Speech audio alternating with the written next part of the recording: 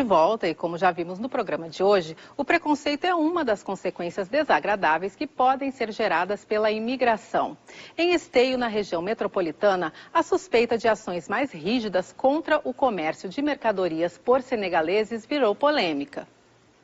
Em uma área onde eles são proibidos de vender, a nossa equipe de reportagem registrou outros ambulantes trabalhando livremente. Será perseguição ou apenas cumprimento da lei? As imagens mostram o senegalês Pene Dier sendo detido no centro de Esteio, na região metropolitana, em julho deste ano. É o desfecho da fiscalização da venda de produtos em situação irregular. No boletim de ocorrência, o guarda municipal afirma que o senegalês estava alterado e reagiu com violência. Mas as imagens captadas por quem passava na hora do tumulto não registraram a agressão por parte do imigrante. Este não foi o único caso envolvendo senegaleses. A associação que representa os imigrantes diz que todos eles estão sendo impedidos de exercerem o comércio informal em Esteio. Vocês têm nota fiscal desses produtos? Tem, mas nossa nota fiscal não vale nada para a prefeitura, porque a prefeitura não está nem aí para nós. O vice-presidente da associação mora há 3 anos em Esteio. Ele afirma que os casos de apreensões de mercadorias são frequentes. A mercadoria que nós busca até São Paulo, chega aqui 2 dias, a prefeitura leva tudo. Isso é complicado. Mamur afirma que ele e outros 14 moradores enviaram pedidos de regularização para a Prefeitura de Esteio no início do ano, mas até agora não obtiveram resposta. A Secretaria de Desenvolvimento Econômico nega que tenha recebido as solicitações. Segundo o secretário, o Código de Posturas do município proíbe que os ambulantes se fixem nas ruas principais da cidade. O que não possibilita a emissão desse alvará é da forma como eles estão comercializando, né? A gente tem o Código de Posturas do município e ali está expressamente proibido que o ambulante fique fixo, né, na calçada, no passeio ali da Avenida Presidente Vargas. E este é, vamos dizer assim, o problema na execução da atividade que impossibilita o alvará, né? Ambulante tem por origem essa movimentação, esse não é um ponto fixo, né? É um ambulante. Mas o que, segundo a prefeitura, é proibido, acontecia livremente hoje pela manhã. Na avenida onde os senegaleses não podem comercializar, 2 ambulantes vendiam bijuterias e frutas. A situação dos ambulantes já foi discutida em uma audiência pública e em um debate realizado pela Comissão dos Direitos Humanos da Câmara de Vereadores. O presidente da comissão solicitou que a prefeitura permita a atuação dos senegaleses em ruas próximas à principal. Se não pudessem regularizar a questão dos senegaleses, que liberasse algumas áreas, alguns espaços, porque a situação deles estar no nosso país é uma questão social, né? Não é uma questão de segurança, que foi o que ocorreu aqui dentro do município. E até hoje, nós já se passaram já mais de um mês, a gente não teve nenhum retorno do executivo. Sinceramente, a gente vê que não está tendo nenhum interesse em tentar regularizar a situação deles aqui dentro do município, né? A prefeitura afirma que tem encaminhado os imigrantes para vagas no mercado de trabalho formal e que é preciso proteger os comerciantes da cidade. Do outro lado, né, dessa discussão, existem empresas que pagam aluguel, funcionário, recolhe tributos previdenciários e tudo mais, e que tem à frente do seu estabelecimento, né, uma pessoa que daí, independente de qual origem seja, está ali com um stand, né, com várias mercadorias, com preços abaixo, porque vem de origem duvidosa, não há encargos trabalhistas recolhidos, não há vínculo empregatício também com quem está explorando esses imigrantes ou outras pessoas que, né, muitas vezes têm produtos oriundos de descaminho ou contrabando, coisa assim. A prefeitura não deixa nós vender, entendeu? A gente precisa vender e fazer alguma coisa para sustentar nossa família, para pagar aluguel aqui também, entendeu? Ao ser informada por nossa equipe de reportagem sobre os ambulantes na rua principal do município, a Prefeitura de Esteio afirmou que vai intensificar a fiscalização na área central. Aqui ao vivo nós seguimos conversando com a coordenadora do Programa Brasileiro de Reassentamento Solidário de Refugiados, Karen Papechowski, e com o coordenador do Fórum Permanente de Mobilidade Humana do Rio Grande do Sul, Elton Bozeto. Bom, não dá para negar que o preconceito e o racismo, porque a maioria, né, dos imigrantes são negros, isso também é um entrave na hora da gente tentar fazer os ajustes aí, né? Talvez, Fernanda, esse secretário de Esteio devesse vir à TV a explicar por quê. A tia do prefeito, em 6 dias, teve alvará para venda na rua em Esteio. E os senegaleses estão aguardando desde o mês de janeiro essa autorização, sendo que apresentaram a nota fiscal dos produtos. Aliás, essa prática tem se repetido na região metropolitana. Em Novo Hamburgo, por exemplo, foi apreendida a mercadoria dos senegaleses pela Guarda Municipal e pela Secretaria Municipal da Indústria e Comércio. Aliás, a prefeita de Novo Hamburgo estabeleceu uma área onde sequer se pode falar francês ou wolof, na região de Novo Hamburgo. E produtos apreendidos foram levados pela Guarda Municipal dizendo que seriam queimados, mesmo apresentando nota fiscal, e eles não sabem onde estão esses produtos. Então, na verdade, é porque são negros, porque são senegaleses, porque são migrantes que não podem ser regularizados? O que, de fato, qual é a postura que essas prefeituras estão adotando? Aliás, eu mesmo, aqui em Porto Alegre, a gente tem sentido hoje, nosso prefeito, infelizmente, veio uma rádio da capital, afirmando que os senegaleses estão vendendo produtos contrabandeados. Pois, ora, onde é que está a investigação que está dizendo que esses produtos são contrabandeados? Foi feita uma investigação. Em Torres foram apreendidos 17 imigrantes há poucas semanas e numa celeridade fantástica, das 11 da manhã às 18 horas, eles foram... Houve a identificação, houve a apreensão, houve a prisão, o julgamento e a condenação, dizendo que estavam vendendo os produtos, aliás, tratados como contrabandistas, sendo que eles tinham notas dos produtos. Então, qual é a postura mesmo que nós estamos tendo no Rio Grande do Sul em relação ao direito desses homens e dessas mulheres que vêm ao nosso estado exercer o seu direito de sobrevida? Certamente está bem complicado, né, Karen? E da mesma forma, podemos esquecer que o Rio Grande do Sul é formado por migrantes, Exatamente. né? Então, essa é uma afirmação permanente que a gente tem feito, né? Uma lembrança de que justamente essas cidades ao redor de Porto Alegre que foram formadas por alemães, italianos e outras culturas.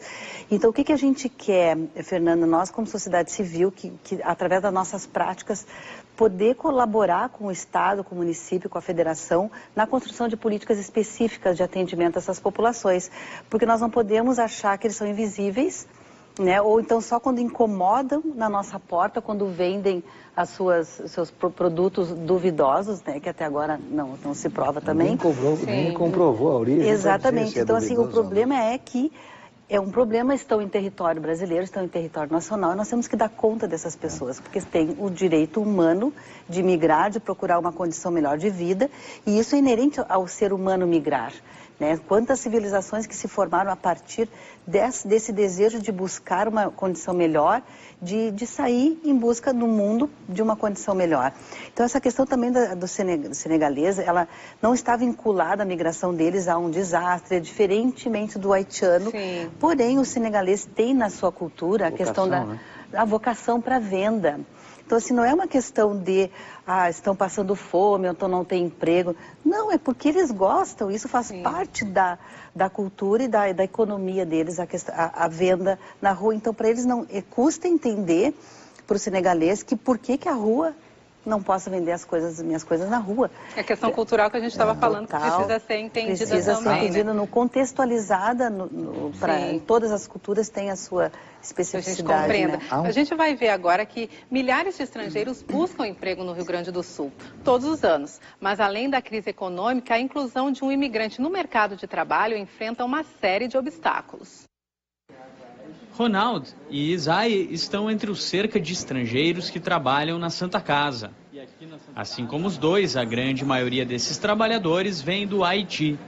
A presença estrangeira traz contribuições importantes. São pessoas que nos trazem alguns valores diferentes e que eu acho que é muito importante para a instituição também. A gente trabalha muito com a inclusão e eu acho que eles estando aqui também facilita bastante para isso, assim, a gente enxerga eles aqui dentro da instituição. Marluce explica que os imigrantes trabalham principalmente nas áreas operacionais, como estoque, almoxarifado e faxina, principalmente porque o pleno domínio do português é necessário para as áreas mais técnicas. Mas os trabalhadores recebem aulas do idioma para se aprimorar. Isai está há apenas 1 ano no país e já fala bem a língua porque trabalhou na missão da ONU no Haiti, liderada pelo Brasil. Todo mundo sabe, agora está um pouco difícil, tá? Mas graças a Deus, para mim o Deus ajuda para ganhar um serviço aqui no Santa Casa.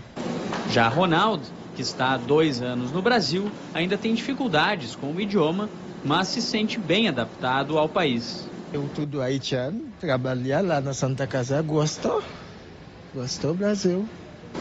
Mas mesmo quando há barreiras linguísticas, os colegas de trabalho procuram um jeito de se entender. E aí eu dizia, vassoura, Brasil, Haiti, aí ele falava, então eu falava o francês, a vassoura em francês para ele e ele balde no Brasil, entendeu? Português. Então a gente foi criando essa parceria entre eu e ele, então a gente mexe, que ele é meu professor de francês e eu professora de português. E isso é bem bacana, sabe? Isso aí fluiu muito bem. Ronaldo e Isai conseguiram um emprego formal pouco tempo depois de chegarem ao Brasil. Mas isto não ocorre com todos os imigrantes. No primeiro semestre de 2017, mais de 2.300 estrangeiros tentaram um emprego no Rio Grande do Sul, utilizando agências estaduais, e apenas 146 conseguiram. O índice de 6% é bem menor que o dos brasileiros, que chega a 20%. Mesmo que a escolaridade dos estrangeiros geralmente tenha um bom nível. Mas a gente percebe que o que mais influencia é a falta de conhecimento pleno da língua portuguesa. Isso tem atrapalhado bastante nas suas entrevistas para preencher as vagas de emprego. Bom, seguimos aqui então com os nossos entrevistados e vimos ali que com boa vontade tudo fica melhor, né? Tudo funciona. E Elton, tem uma agência do Cine, né? Que pode auxiliar aí nesse Na verdade, processo. Fernanda, nós, como não tivemos a instalação do Centro de Referência de Atendimento ao Migrante, que aquele valor de R$1.250.000 do governo federal não foram implementados, infelizmente, pelo nosso município e pelo estado do Rio Grande do Sul, a agência do Cine, que está instalada no Senalba, o Cine Senalba, ali na Avenida Carlos Barbosa, numa conversa estabelecida já, numa tratativa firmada com a Fundação Gaúcha do Trabalho e com o Fórum Permanente, a agência do Cine Senalba é o único sindicato que tem uma agência do Cine nas suas dependências, né? E esta agência está sendo transformada numa agência de referência para atendimento aos migrantes. Já está num processo definido, o Senalba vai contratar um migrante que se comunique no francês, no inglês, várias línguas para facilitar essa comunicação e fazer aquilo que é a atribuição da agência, fazer a intermediação para o mercado de trabalho. Nós vimos que apenas 6% dos migrantes que buscaram as agências do Cine conseguiram acessar uma vaga. Há uma série de dificuldades porque nós não temos um tratamento diferenciado e específico dado para o migrante, seguramente com a comunicação, para o encaminhamento adequado para as vagas. Então essa agência vai poder prestar esse serviço e vai ser importante porque, na verdade, ali vai se estabelecer um espaço em que o migrante terá alguém que na sua língua possa se comunicar para facilitar essa integração. Necessário, né? Karen, a gente aqui na América Latina está vendo aí a situação da Venezuela, então possivelmente tem uma nova onda aí, que já começou, né, de imigrantes venezuelanos chegando no Brasil. Como é que a gente está se preparando aí para esse novo momento? Existe ainda muito um caminho a ser percorrido, né? O que tem hoje é o reconhecimento de que realmente é um grande fluxo. Uma cidade que nem Boa Vista, que tem 12 mil habitantes, recebeu 30 mil venezuelanos, indígenas e não indígenas.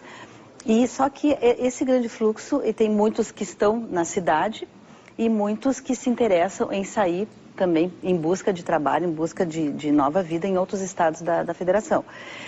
Os indígenas normalmente querem ficar na redondeza, no território, porque também a noção de território é diferente.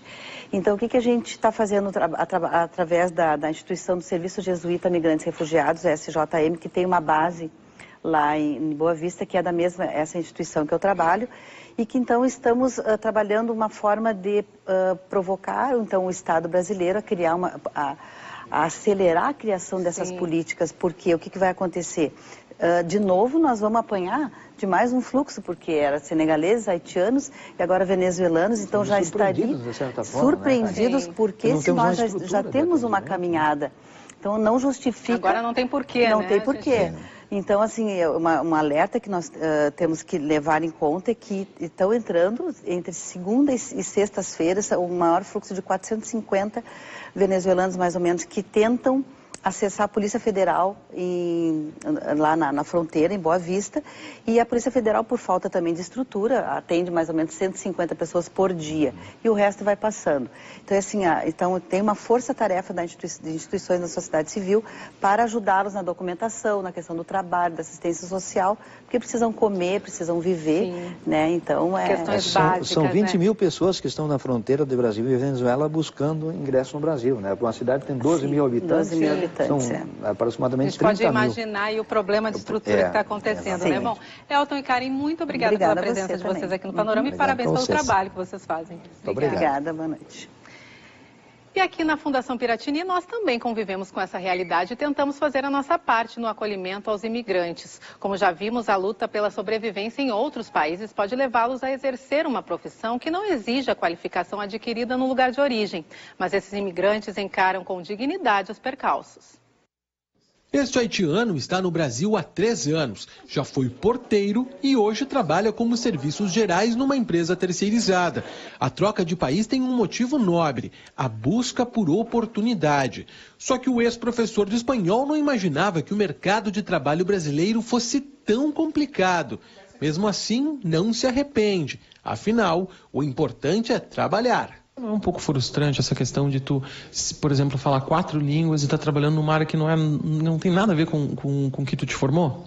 Não tem nada a ver porque a gente está trabalhando. Não tem problema, vai trabalhar. Segundo dados da Relação Anual de Informações Sociais, divulgados no ano passado, as regiões sul e sudeste do país são as que mais absorvem trabalhadores imigrantes. Só no estado são cerca de 50 mil, a maioria haitianos e senegaleses. De um modo geral, o perfil é o mesmo, homens jovens com ensino médio ou até faculdade. Mas as mulheres também estão presentes. Agora, serviços gerais na mesma empresa do amigo, ela deixou o Haiti há 5 meses e começou a trabalhar há apenas 2 dias. Você está gostando dessa área de atuação? Sim, não me gusta rongo, me gusta a limpeza. Para a coordenadora da empresa terceirizada, a vantagem de dar oportunidade aos imigrantes está na valorização do trabalho que exercem. Tudo aquilo que é pedido, que é solicitado, eles fazem, sempre tem carisma naquilo que eles fazem, tem comprometimento. Acho que a importância de tudo isso é poder dar oportunidade para eles, né? Porque eles vêm em busca mesmo do emprego, independente do que é pedido, eles fazem, não tem problema algum.